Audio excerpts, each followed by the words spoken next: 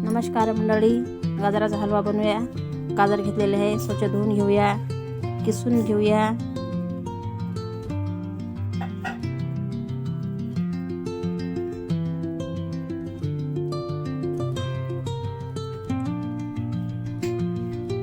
कढई ठेवलेली आहे, त्याच्यामध्ये तूप घालूया। तूप घातलेलं आहे, काजू बदामचे काप केलेले ते पण भाजून घेऊया।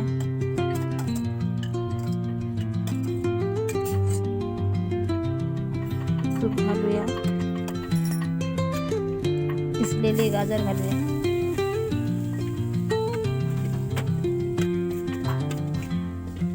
परतून घेऊया।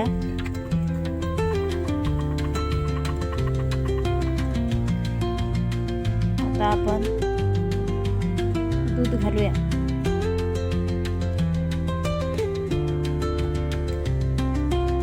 त्याला पण छान परतून घेऊया। आता आपण 1/2 किलो साखर घालूया।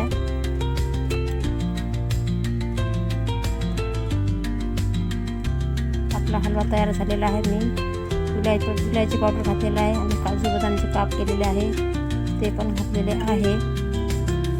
हे पहा, आपला हलवा छानपैकी तयार झालेला आहे। तुम्ही पण करून बघा।